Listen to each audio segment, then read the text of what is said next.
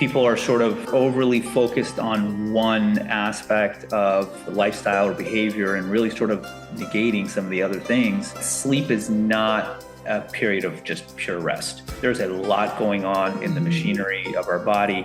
There's a lot of reset. There's a lot of sort of rebuilding that's taking place. When it comes to sudden cardiac death, if that's our question, or sudden cardiac arrest, the current sort of commercial wearables are not going to help you.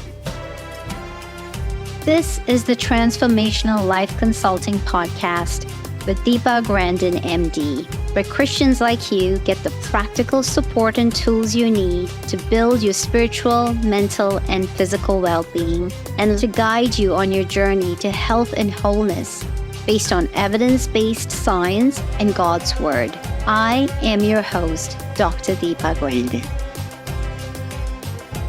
Want to extend a special welcome to all our first-time listeners of the Time to Transform podcast. We hope you find the information we share here transformational. So just before the start of summer, I was informed by a friend of mine that she was shocked to find out a family friend in his 40s was found dead in his bed, leaving behind his wife and 2 young children. Now, this unfortunate story is becoming increasingly common. A comprehensive review that was published by the University of Toronto estimates that at least 2 million sudden cardiac arrest or sudden cardiac death cases occur worldwide each year. And this includes sudden cardiac deaths occurring both in and out of hospital settings. Other studies that have looked at the global burden, they actually give an even higher count of around 4 to 5 million cases annually, reinforcing the massive scale of this public health problem. So what exactly is sudden cardiac arrest or sudden cardiac death? So sudden cardiac arrest is when the heart suddenly stops beating. So many people think it happens without a warning. It's not stoppable, but there's more and more research that shows that it is actually preventable. A landmark study that was recently published in the Canadian Journal of Cardiology came out April 29th, 2025. It actually looked at over 500,000 people. And what they saw was up to 40 to 63% of the sudden cardiac arrest could be avoided by making healthy lifestyle choices and just simple changes in day-to-day living. Things like eating more fruits, staying active, maintaining a healthy weight, managing blood pressure. All of these played a significant role in reducing the risk of sudden cardiac arrest. Even things like keeping a positive attitude and pursuing further education, these were linked to better health. Something that I found very interesting, because anytime I choose to drink wine, I've always chosen the red wine option just because of everything I read that said that had the better cardioprotective benefit. But based on this study, even small amounts of champagne or white wine seem to have a lower risk, although it's not clear what the mechanism and how it provides this benefit. But overall, the main message is healthy lifestyle choices. And, the things that we keep hearing over and over again: have a balanced diet, exercise regularly, manage your stress. These simple tools are actually very powerful in protecting our hearts and preventing sudden cardiac arrest. So to help us discuss this topic of preventing sudden cardiac death, we are truly fortunate to have Dr. Ronnie Chantouf join us. Dr. Chantouf is a cardiologist at the Heart, Vascular, and Thoracic Institute of his organization. He's also the director of the Cardiac Catheterization Lab. He's the co-director of the Complex Coronary Program and co-director of the Invasive Coronary Spasm and Microvascular Dysfunction Program. So alongside performing interventional procedures, he also runs the Cardiac Wellness Program and specializes in advanced lipid management and cardiac prevention. So Dr. Chantouf previously held the position of Health Sciences Assistant Clinical Professor of Medicine at David Geffen School of Medicine at the University of California, Los Angeles, UCLA, where he served as the director of the cardiac catheterization lab of Olive View UCLA Medical Center. He further served as the cardiology education course chair for the Olive View UCLA Internal Medicine residency program. Dr. Chantouf, he is American board certified in internal medicine, general cardiology, and interventional cardiology. So Dr. Chantouf's clinical interest, it includes the treatment and care of all aspects of coronary artery disease, including lipid management, the impact of diet, lifestyle, and exercise on heart disease, coronary intervention, and post-acute coronary syndrome care. He believes that cardiovascular health involves both community-based education along with direct patient care. So, Dr. Chantouf, thank you so much. We are truly grateful for you to take the time to be here, to share your knowledge with us, to share your experience. Can you tell us a little bit about yourself? What got you interested in preventive cardiology and focus on lifestyle measures for preventing heart disease? Thank you, Dr. Grandin. Really, this is a pleasure to be here today and be able to have a discussion regarding this very important topic. And I think we'll get into some really interesting discussions in regards to prevention and lifestyle and health, and really how do we think about things. For me, my story started, actually I had a completely different route. I was actually interested in neuroscience. I was a neuroscience major, and so I was very interested in the mind and human behavior. And this was really the initial thoughts of where I wanted to go when I went to medical school. I just happened to really, no pun intended, but fall in love with the heart, and really this aspect of care really interested me. Partly because there was a lot of information out there at the time. So.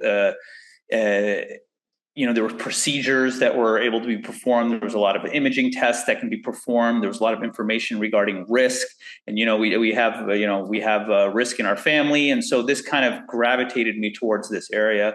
I had a great opportunity to do a lot of research with cardiac imaging and looking at coronary calcification and how that impacts risk for patients. And during my training and fellowship, I just really enjoyed being in the cath lab. And so it was always a struggle about, do I stay prevention or do I take an interventional route and just do procedures? And I decided I'm just going to do both and really handle the whole aspect of atherosclerotic care. Okay. Yeah. I think that's really interesting how it kind of like unraveled based on your exposure to the different procedures and everything. And the fact that you mentioned you have a family history of cardiovascular disease. And because for me, it was the same thing. I did not want to follow in the footsteps of my parents and other family members. And that's really what opened my eyes to why I focus so much on prevention, because I had to do it for myself. And so it just made more sense to promote it and help other patients as well. So there has surprisingly been very little research in behavior and lifestyle and the prevention of sudden cardiac arrest, because most of the research that I have read, it basically focuses on genetic factors, clinical risk factors that are managed with pharmacologic agents such as hypertension, high cholesterol, diabetes, what happened right before the sudden cardiac arrest. There's not been a whole lot of research on the role of behavior and lifestyle factors in long-term studies. Why do you think that is? Well, I think this whole area, whether it's behavior or lifestyle or looking at sort of social aspects, is a very hard area to study. First of all, it is a hard aspect of research to do good studies. It is not, looking at studies with medications is in essence a lot easier. It might be costly, but you can take a population, you can sort of split them in half, give one group the medication, give another group placebo. You've had one, you've changed one variable and you can see the effect of that variable. When it comes to behavior, it is very difficult. Most of the data out there or even lifestyle is going to be, a lot of it is observational. So you're just looking at what happens with patients or groups or populations, and you are making assumptions about what they've done and what the impact is. There are a few studies out there when it comes to things like nutrition and diet and exercise, and we do have a decent amount of information. And a lot of it really just has to be teased out from some of the bigger studies. And that's kind of what we're stuck working with. I mean, you can imagine how, take something like smoking. So if somebody quits smoking, you would say, okay, well, that's one maneuver that was done. But the reality is, if that person just quit smoking, there's a good chance they might start exercising. There's a good chance they'll change their diet. They may change their lifestyle. Their mood may adjust. And so you've now had 5 or 6 different variables that just changed, even though, on paper, it might look like one variable just happened. And so this is what creates a lot of the confounding aspects of these studies, and partly why it's hard to study. Other things simply, where's the money? Sometimes if industry is not funding, it is hard sometimes to get real, these studies that require thousands and thousands of patients take a lot of money to run. And it's no knock to industry. It's, they have the resources to be able to power it for what they're doing. But when you look at stuff that's not backed by any, heavy funding, it is sometimes hard to put together a really good study. Yeah, that makes sense.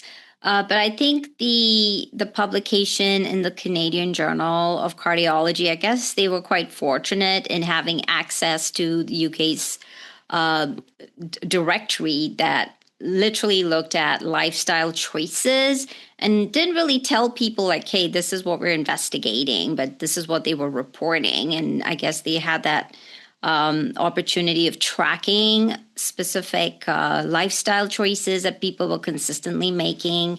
And I think it was quite astounding the number of cardiac arrests that were, when you look at apples to apples, around 40 to 63% were avoidable by just making healthy choices. So I think you're right. Choosing the right cohort can be tricky, but if you have like these kind of data directories that you can pull out data from, that is, I think, a way that researchers can look at it for future analysis. And one of the things that this study found was the strong correlation with the American Heart Association Life's Essential 8 factors, which I'm sure you're quite familiar with. Do you mind explaining to us what the AHA's Life's Essential 8 factors are? Yeah, absolutely. So AHA, the American Heart Association, put together what really is, I like to think of it as a working framework. It's really a guide to help patients and get them directed in the right pathway in regards to what are the core things that they can look at in order to change their risk, essentially. And it used to be called the Simple Seven, and then it got updated in 2022 to essentially the Essential 8. And it walks through multiple essentially lifestyle and habits that can be changed. And some of those are healthy eating habits. And we'll hopefully get into some of these in more detail, but essentially healthy eating habits, physical activity, nicotine use, any inhaled version of that, essentially sleep habits, how's your blood, how's your cholesterol, how's your blood sugar, how's your blood pressure, looking at your weight. And really all of these together has been shown to not only predict risk, but also predict cardiovascular function and how you do. And so and you can go to the website and you can actually get some detailed information in regards to what to do and how to sort of handle each one of these aspects. And more than happy to dive into that a little bit more. But that's the general idea. Is really, these are the core lifestyle frameworks that patients and folks can use to help get them on the right path. Yeah. Yeah, and I can even share it in the show notes if anybody's interested in looking at AHA's Life's Essential 8 factors. It's very simplified, and anyone who's motivated enough can implement it, and it's actually found to be. And the specific study that I keep referring to found a strong correlation with people who implemented these lifestyle changes were able to improve their cardiac protection. So going back to this study, it was basically the Canadian Journal of Cardiology, the paper that was published. It basically leveraged this large-scale UK biobank. It was more than 500,000 participants. Their age range was around 56 and older, about 50% of which were women, and that's quite different than most other studies because we know women have been understudied. And they were actually followed for 14 years, and there were about 3,100 cases of sudden cardiac arrest. And the researchers looked at about 125 risk factors and linked 56 of those factors to the risk of sudden cardiac arrest. And these included lifestyle, behavior, adiposity, psychosocial, environmental factors. So in your practice, Dr. Shantuf, and experience, what have you found to be the most important lifestyle-related risk factor that increases a person's chance of sudden cardiac arrest? Oh, that's a very, very tough one. I really like to focus on multiple pillars. I do not think we can be stuck on one aspect. And a lot of times you'll see that in Twitter and social media, where people are sort of overly focused on one aspect of lifestyle or behavior and really sort of negating some of the other things. Whether it be blood sugar, whether it be sleep, whether it be cholesterol, or, I think a core metric is exercise. I really think that's one of the key ones. We actually have pretty solid evidence that routine exercise, that routine physical activity, moderate intensity, we have numbers, we have targets, we have goals, we have dramatic changes in risk of specifically sudden cardiac death when it comes to exercise. So I would really put that up there as one of the core metrics. I think one of the other core metrics really is healthy eating habits, because I think that fuels a lot of the other risk factors. A poor dietary approach to life can increase your risk of having lipid abnormalities. It can increase your risk of blood pressure being higher, of your blood sugars being out of control. And while there are genetic factors that impact those, there's no doubt that what we ingest has a major impact. So really, that's 1 and 2 for me. I think number 3 would probably be smoking, inhaling any sort of nicotinic, whether it's vape or smoking. I think all of those, we don't have enough solid data to say one is better than the other. I think it's pretty clear at this point that risk is there. Are there folks that can get away with it? We all know people that, I know so-and-so that's 90 and they're still smoking. But again, when you look at populations, that risk is very, very clear. And so I think those would be my number 1, 2, and 3, but I would not ignore any of the other ones at all. Sure. It definitely is very subjective, but I think from a community population scope, like you were saying, I was actually looking at this one study. I think it came out of Utah, just looking at cardiorespiratory fitness. And it seems like, especially in women, for whatever reason, it is a very important factor to consider, even when you consider it to obesity, hypertension, diabetes. Cardiorespiratory fitness seems to have a high protective effect in preventing cardiac-related problems.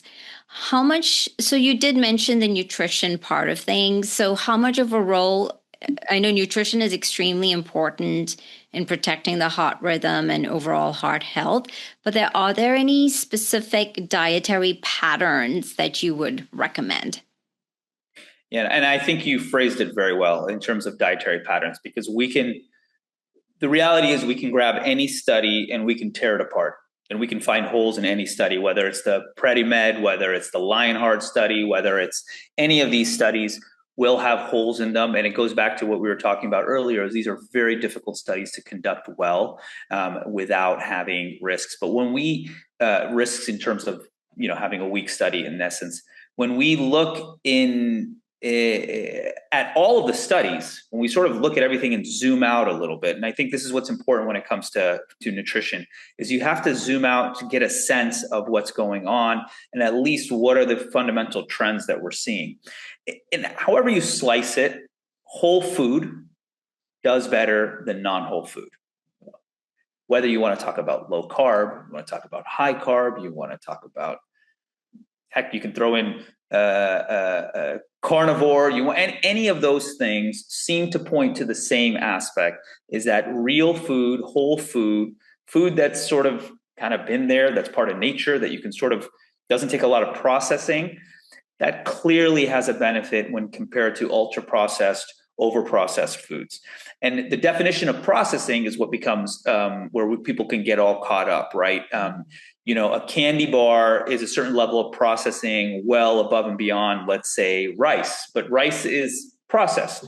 You don't go out and just pull rice off of a plant and eat it. There is some things that took place. And so however we slice it, it kind of points to the same thing. There's a couple themes that kind of come back. So one is, a good amount of fish intake. There's even data to show that specifically fish intake greater than once a week has a specific reduction in studied cardiac death. Again, you got to take these studies for what they are, but we have multiple ones. We have some fish oil data that suggests there's some benefit in protection. We have others that say it's not, but it looks like what theme that we can carry is that fish intake is important when we look at whole foods, whether it's vegetables, potentially, and this is where there's a debate, the amount of starchy vegetables might be up for debate, but I think, reasonable that fruits and vegetables pretty clearly have some benefit. When we look at lean meats, there seems to be some benefit there. I know there's a huge debate, especially now in social media, regarding fat intake. And, what I think is important for us to understand is different genetics respond differently to what we intake. There are folks who are more sensitive to carbohydrate intake than others. There are folks that are more sensitive to saturated fat intake than others. We have, and this has been well studied and well documented, there are specific genes that will increase your risk for increased saturated fat intake, which will then result in increased LDL in your blood, LDL particles or ApoB or LDL cholesterol, however you want to slice it, those will go up with dietary intake. That's not true for everybody. There are patients who they can eat saturated fat and get away with it to some extent, if you want to say getting away with it. And so it's important, everything we're talking about is population. And it's important that we keep in mind when this is all information. You and I are exchanging information. This is not, we're not prescribing something. This is not medical care. Mm-hmm. When we have a patient in front of us and we're actually going through the process, we really need to look at that individual and that individual's risk. And this is where the science is getting very interesting, when you're starting to bring in data regarding the genes and how that might affect what is the most optimal diet. But I think if we zoom back, the sort of Mediterranean type of diet, the less ultra processed, the more fruits, vegetables, the lean meats, the fish intake seem to be very important. Olive oil seems to have some protective effect. It's a little unclear if, what amount added olive oil to your regular diet or not. Nuts seem to have we could probably do a whole podcast on nuts, whether it's walnuts versus almonds. There's a whole thing about omega-3s and omega-6. But again, we want to zoom out and get ourselves in a healthy pathway. Then once you get into that healthy pathway, you want to dive into the little nitty-gritty, then go ahead. I think at that point it makes sense. But again, going back, this is where the Essential 8 is quite helpful, because it kind of just gets you down a pathway. Then you can start to kind of dive into those things a little bit more. So, to me, this is where the data is. I would love to see more data that helps guide us in the direction. But, in short, think about the food, try to keep it real. I always sort of joke around, can you pluck it off a tree? Does it take minimal amount of things to do to get it to where you eat it? There's classic, in this classic statement, if your grandparents didn't know what it is, or they don't know how to pronounce it, then maybe you should not be ingesting it in the first place, right? And so I think this helps us a lot. Yeah, yeah, I think those are amazingly very good points. For instance, when you look at an apple, you know it's an apple. You look at Cheetos, you have no idea what ingredients went into making it, right? So I think that's very nicely put. Like if your grandparents wouldn't recognize it or know what it is, because it's God-made food versus man-made food. So always stick to the natural source. Yeah, so I love how you put that. We often, and you know, you very much straight off said, you know, how exercise is so essential for heart health. Are there any types or intensities of exercise that are particularly protective or even potentially risky for sudden cardiac risk, death? So let's again start with the framework. What is our what do the guidelines say? I mean, guidelines essentially say 150 minutes of moderate intensity a week, and that's if you want to split that up, you're looking at 30 minutes a day, 5 days a week. There you'll get your time. Or they actually say 75 minutes of vigorous intensity. Yeah. Now, there's different ways to define moderate intensity and vigorous intensity, and I'm not surprised that maybe the guidelines left that a little bit sort of up in the Vague. air, Yeah. vague, because there's different papers use different cutoffs. We know this, of course, going through science-based education in medical school and things like that, and so you have to keep that information in mind. But in general, if one was want to take a simple route, you can think about things like the talk test. So if you're unable to have a full conversation, if you're unable to sing while Yeah. you're exercising, this is vigorous. If you can't talk, if you are able to sing while exercising, that's kind of light exercise. Yeah. And your moderate's going to fall somewhere in between. Now, there's more metrics. There are heart rate metrics based on heart rate, and that's where most of the data is. Yeah. But what we found is when you look at exercise intensity and the frequency of intensity or frequency of physical activity that one's doing, that in essence, they use a different metric. So they talk about 20 METs, 20 MET per, I think it was per minute, 20 MET hours per week. Okay. And what that essentially is looking at the amount of exercise. And that's essentially equivalent to about 40 to 60 minutes a day of walking, brisk walking a week. Okay. So that's sort of your peak intensity in terms of risk reduction for sudden cardiac death when you compare it to the lowest group. So the lowest group is essentially doing nearly nothing. Once you start to get beyond that, you don't necessarily gain cardiovascular benefit. At least some of the bigger meta-analyses seem to suggest. It suggests there seems to be a plateau when it comes to that. So that's a framework. So now we have some information. We got to get a sense. All right, if I'm doing about 1 hour a week, 1 hour a day of brisk walking, I'm pretty much maximizing what I need to do. You can look at it a different way. You can say, well, I like to jog, so I probably need 3 to 4 days a week of jogging. And for those that are more want details and engineer like, they can look up the specific numbers and kind of figure all that out. And a lot of get your Apple Watch and start to calculate things. But that gives you the framework. What's I think important for exercise for us to understand is that consistent habitual physical activity is good.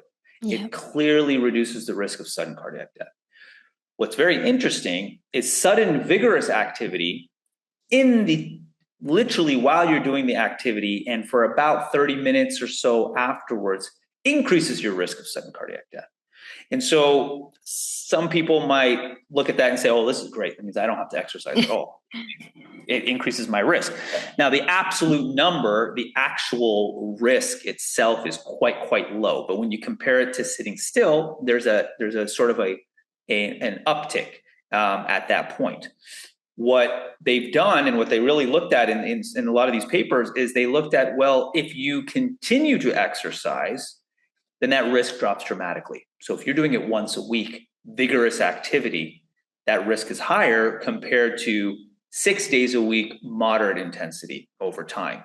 And so the fundamental takeaway is that if you're going to start exercising, if you're going to increase your exercise, always gradually ramp up over the course of days or weeks or months. And that part might not be so clear, but you want to build yourself up, build up that tolerance, build up that stability, because there's clearly a signal there for that. So, I think one key thing that folks can take away is that don't go and just start to try to run a marathon when you haven't trained up to do a marathon.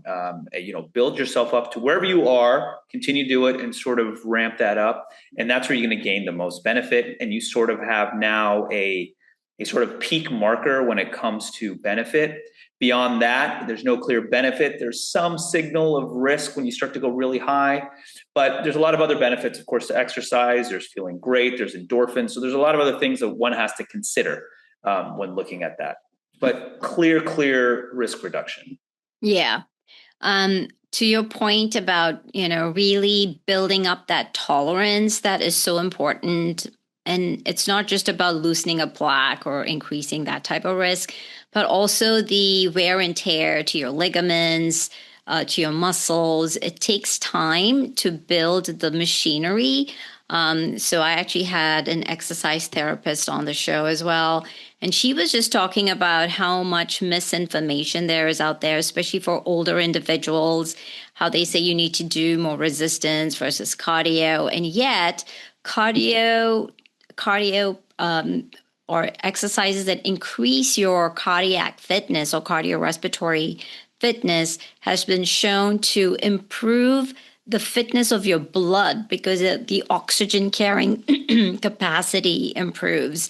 The size of your mitochondria improves, and mitochondria is your powerhouse that generates energy and that gives you the vitality, the energy that you need to do the day-to-day living things. Like even for me personally, now I'm middle of life, and the days I don't exercise versus the days I do, I notice that even the mental focus and agility throughout the day, just having the stamina to do the things I can do, it makes a huge difference, And they say now the sitting is your new smoking, mainly because just that level of inactivity and the number of patients I have now in their senior years that are suffering from dementia because of all those years of inactivity.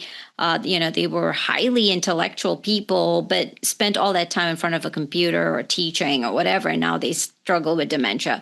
So we don't even fully appreciate the full extent to which how much exercise benefits us from a mental perspective, like you were talking about the endorphins, but even removing, you have now the brain-derived neurotropic factors that have been shown to reduce the risk of dementia. And I just think it's like so multiple factors. And like you were, to your point about you can't just highlight one because they all kind of like overlap into each other and they benefit each other. Because now we're even going to be talking about sleep, right? Sleep quality and duration, and exercise has been shown to improve that. But just thinking about sleep, how much does sleep quality and duration impact our heart rhythm, stability, and risk? Can you shed some light on that? Yeah, it's sleep has been clearly shown to increase our risk if we are outside of the sort of sweet spot window, which seems to be somewhere between 6 to 7 and 9 hours. Yeah. And if we're getting too little or too much sleep, there seems to be an increase in cardiovascular risk. It's not as robustly studied as some of the other sort of metrics of lifestyle, and this is really an area of active research now, understanding sleep. There's a lot of devices out there in regards to measuring our sleep, whether it's a watch, whether it's a ring, whether it's some camera that's looking. And so the bed itself, there's these devices. So these are all important. I think these are going to give us new bits and pieces of information on how to analyze it. But one of the things that we know is that sleep is not a period of just pure rest. There's a lot going on in the machinery of our body. There's a lot of reset. There's a lot of sort of rebuilding that's taking place. And so there's a lot there. And when you're not getting that and that disturbance is there, is really going to affect it. It's not just the amount of sleep itself, just the total number. There's the disturbance itself. So how many times you wake up can have an impact. Specifically talking about obstructive sleep apnea, where folks that have difficulty and where their oxygenation actually drops during sleep. This has clearly been shown to have an increased risk of different arrhythmias. And that's a very treatable condition that one can do. And so, this area clearly is an active area of research, and it is not easy. I mean, it's not easy to get your sleep, right? I mean, folks have kids; they have kids waking up in the middle of the night. They got work, they got jobs. I'm on call. I get called in, multiple times, and that sleep is gone. And what is that doing to the body or the system? We don't 100% know, but it's probably not great. And that's the reality, right? Yeah, my husband actually recently got us this cover for the mattress that reads or analyzes your sleep. Quite honestly, I have no idea how it does that, but it gives you this report every morning. And just the other day, I remember I was having like a stressful day, and that night I didn't sleep very well.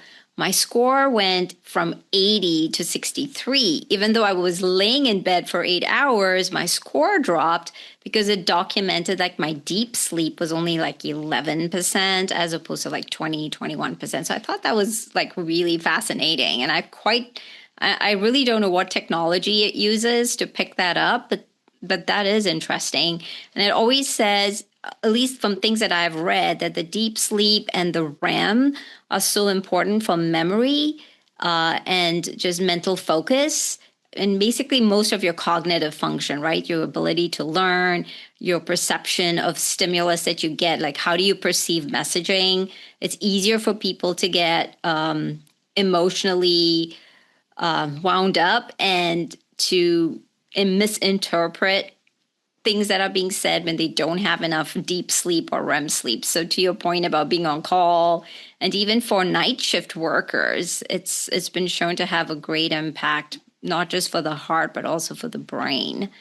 And very closely related is stress, right? So chronic stress, mental health, all of that has also been shown to have an impact. And even this study that we've been trying to discuss, it showed that the positive attitude, having an attitude of gratitude, all of that seemed to have a pretty significant impact on cardiac protection. So how does stress management strategies reduce risk?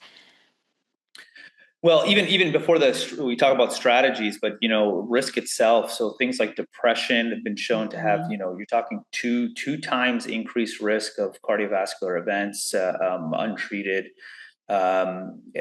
Anger has been shown to correlate with having ventricular arrhythmias, which are potentially lethal arrhythmias and essentially lead to sudden cardiac death. And so these sudden bursts of anger can have that relationship. Obviously, people are not dropping dead every time they get angry, but again, these are probably instability that's occurring, kind of similar probably to the sudden surges of exercise that take place. And so if your body's not ready to handle it, that might, put yourself at potentially risk. In terms of risk reduction, there's a really interesting study. We looked at cardiac patients who did cardiac rehab, and they added a sort of behavioral stress therapy on top of typical cardiac rehab and saw a 50% reduction in recurrent cardiac events afterwards. So there was a clear benefit on top of exercise in this particular case for patients who already have cardiac conditions. And so, I think that risk is there. That benefit is there, and it's really trying to figure out what are the best ways to do it.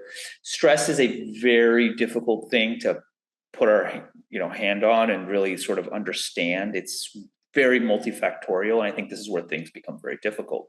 How do you study it well? How do you treat it? What's the best way to treat it? What conditions need medications? What situations don't need medications and really need more, whether it's a community, to help to sort of build that. Is this due to folks being isolated, which in and of itself has been shown to increase risk. So, folks living very isolated lives seems to have an increased risk. So it's a tough one. It's an area to identify. I think us as physicians, it's important when we sort of notice it and we catch it with our patients and get them the help we need if that's not our specialty. In my particular case, that's not exactly my specialty, but we do see, I mean, things like, we study and look at things like coronary spasm at our institution, and we have a very dedicated program to things like microvascular dysfunction and spasm. And that's literally where the arteries can spasm down suddenly. And so, if you did an angiogram on them, the artery would look wide open. And these patients come back recurrently with chest pain. Over and over and over, they're having chest pain. They might have even gotten an angiogram multiple times. They've gotten CT scans. They've gotten a stress test. Things are sort of abnormal, but not necessarily. Doctors are telling them it's all in your head. There's nothing going on. And there seems to be a correlation with stress. So when stressful events, emotional triggers seem to trigger this. They're in line. When you talk to a lot of the patients, they'll tell you something occurred right before. I have a case that happened with me where a patient literally got into an argument with a family member. Immediately afterwards, her EKG showed signs of obstruction, ischemia, and had to be treated with specific vasodilators to relax the arteries and open them up. But there is a direct correlation there with the mind body. It's not, quote, stress and it's all in your head. Well, there is some link that's going on. There's a huge neural system, of course, going on, not just to the heart, to the gut. And I'm sure, you can have a whole conversation regarding the gut and things like irritable bowel syndrome and how that relates. So, the human body is very complex. There's a lot of machinery going on. We do our best to try to understand, but there's a lot I think we don't fully grasp.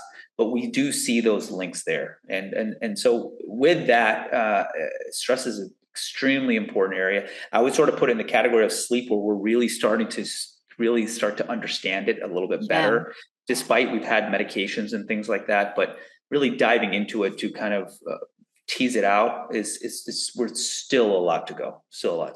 Yeah. So I think, you really touched on a very important point. Like, how do you tell someone, hey, this is how you manage your stress? Because everyone's personality is also really different. So before I started studying lifestyle and recognizing the importance of unwinding and being intentional with relaxation, I never realized that, I was just like, go, go, go, go, go, because that's our training, right? Like, if we're not going or doing something, then we're not we're malfunctioning somehow. And yet the opposite is true if you don't be intentional about relaxation. And now I'm right now in Boston. At least the weather is nice. I can go out, go for a walk. But I noticed the difference in just taking the time to go for a 5-10 minute walk in a wooded area with nature, or even just having a coffee with a friend. And for my husband, he's the opposite. For him, he wants just to disconnect from people and, just be by himself. So it's so unique from person to person. For some people, it's meditation. Some people, even doing housework is relaxing. For someone else, it's a stress inducer. So yeah, you're right. It's very much subjective. But I think you said something that's really, really important is being intentional and taking the time to understand yourself. And it is not easy. I think, like myself, I'm still learning about myself, despite thinking, you think you went to medical school, you understand everything, and you realize you know nothing. And, and that's, it's an important aspect of this.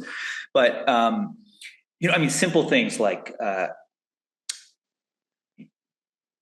something happens and you get angry about something, there's a difference between, and I've learned this about myself, there's a difference between holding it in. So okay, fine. So from a social aspect, you don't want to sort of create a big deal. You want to make it a big deal, but you're still, all that anger is still inside. Right. It hasn't dissipated. And so when you haven't learned how to, first of all, shield yourself from whatever's coming at you, and also sort of dissipate that energy. Me talking like this as a cardiologist is very different, right? For me as a cardiologist, everything is so specific. But the reality is, this is what happens when you think about your body, and learning how to manage that that stressful energy that's going to come at you. And that's part of society. There's a great quote that talks about Jim Rohn, who I think is actually he talked about, you can't not wish for the winters. The winters are going to come. Yeah. What you need to learn is how to handle the winters. Yeah. You can't expect summer your whole life to be summer. And a lot of people just try to design their life to be about summer. And it's the exact opposite. You need to learn how to handle the winters, which will take you to the spring and the summer. And so, there's a fantastic metaphor about life, but, and that helped sort of me think about some of those things. It's a highly important area. And I think it's one of those that feeds into everything. It feeds into your exercise, feeds into your nutrition, right. feeds into substance abuse, right? I mean, right. people handle stress by doing something that potentially is making their body worse, but they're sort of getting rid of one aspect of their, of whatever's, ramping them up and creating another problem. And so these are the things. So even learning how to manage that in a healthy manner is not easy. It's its own task. Yeah. Yeah. Very true. So you had mentioned before about the wearable devices that monitor heart rhythm. Can you talk a little bit about what kind of role do these devices play in lifestyle-based prevention, and how reliable are they?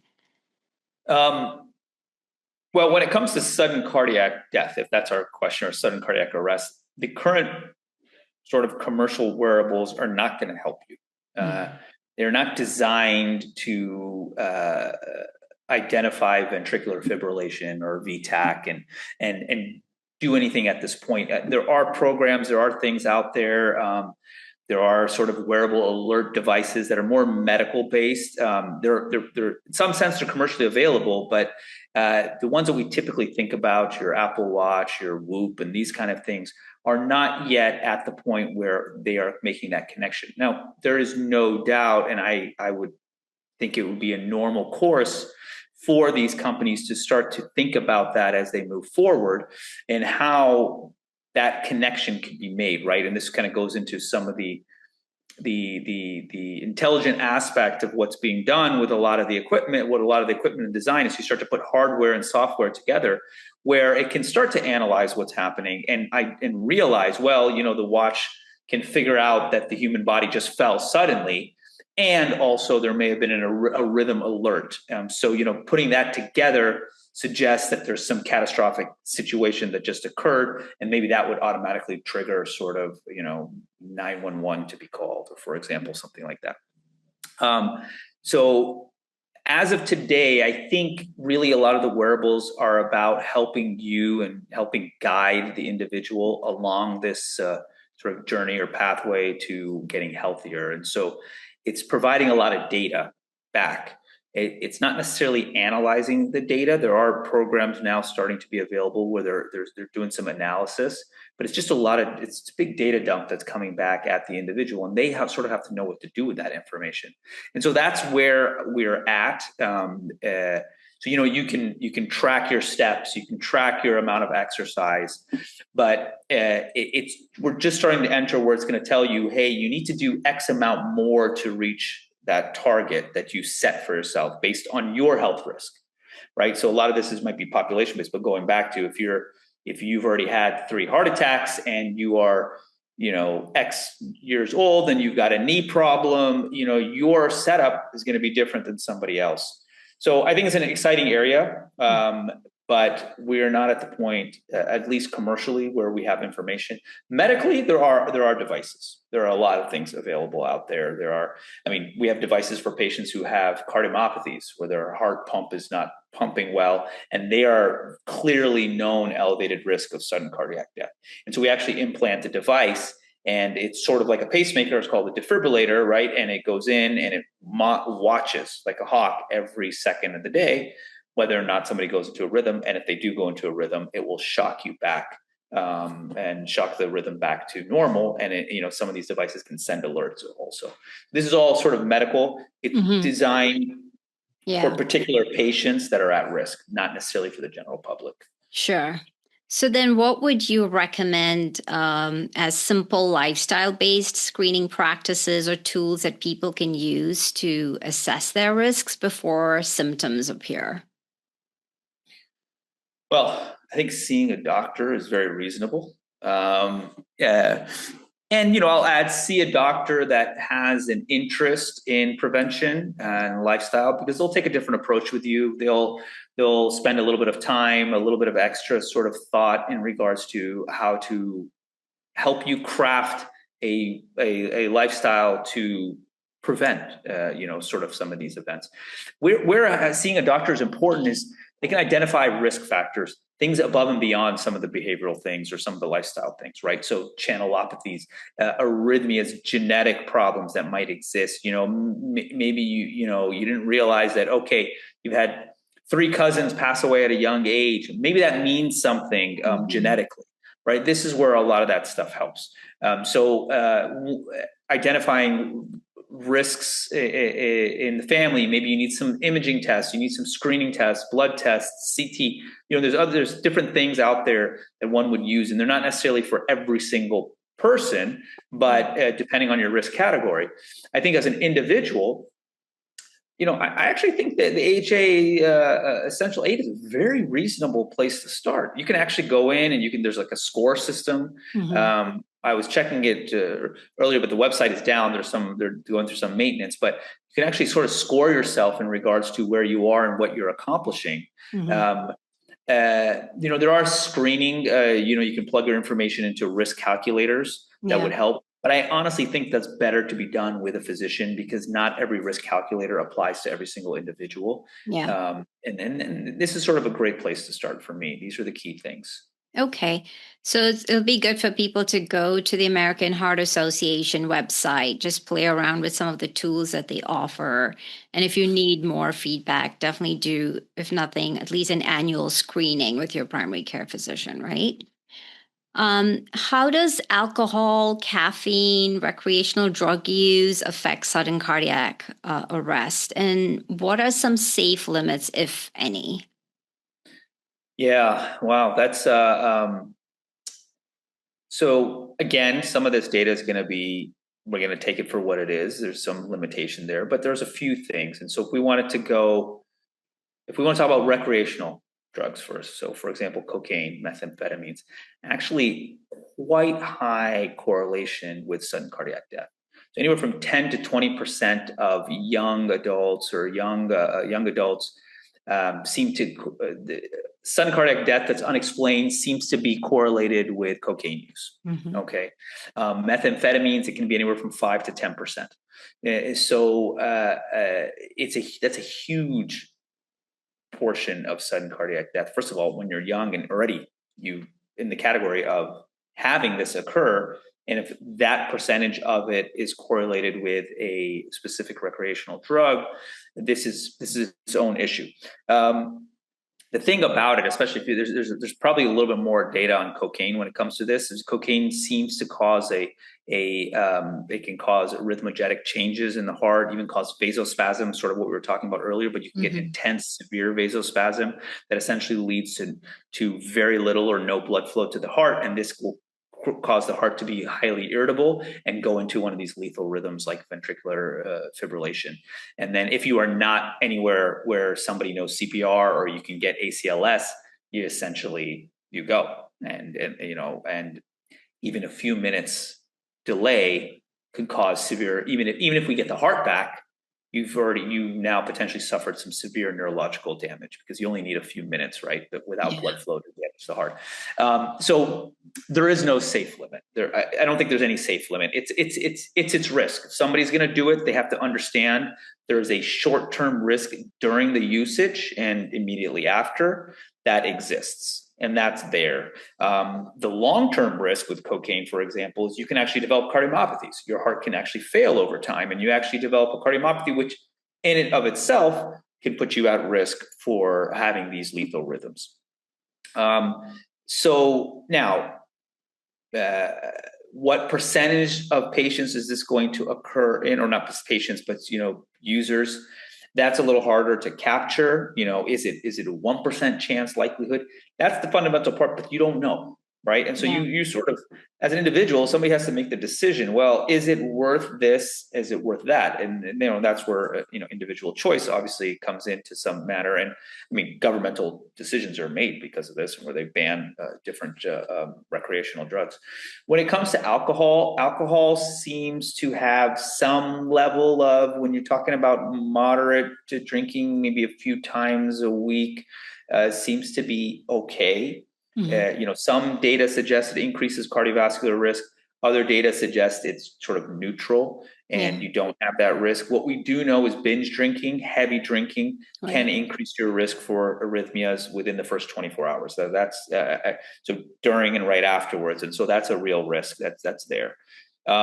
Caffeine, for the most part, is fine. Routine use of caffeine, 2 to 4 cups a day, does not seem to increase cardiovascular risk. There's even some data to suggest maybe it's beneficial. The coffee drinkers love this.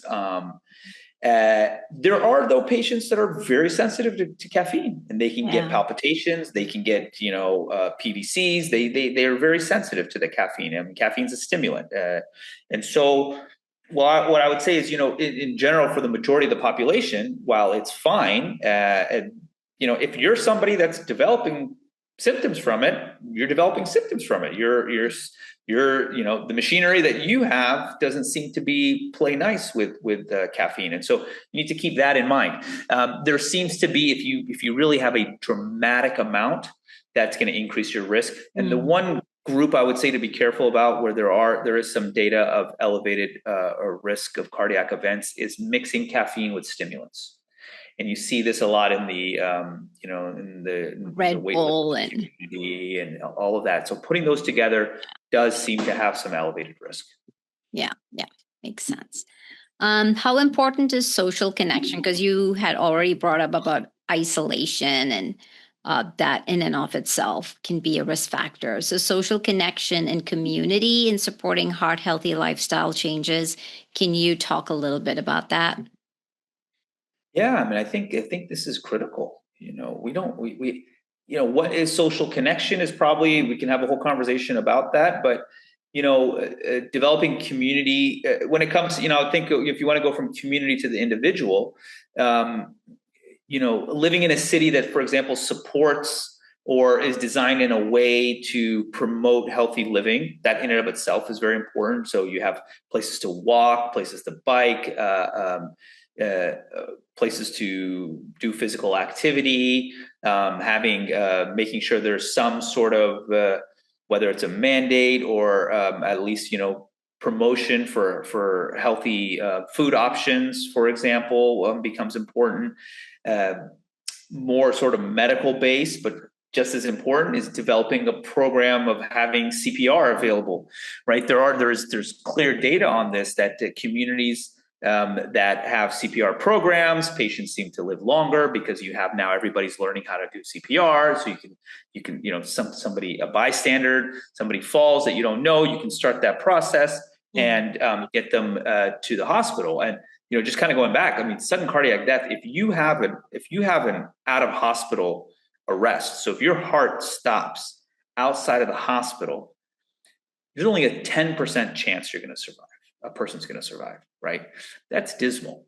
Yeah. That's not that good at all, right? So 90% chance that person's not going to make it.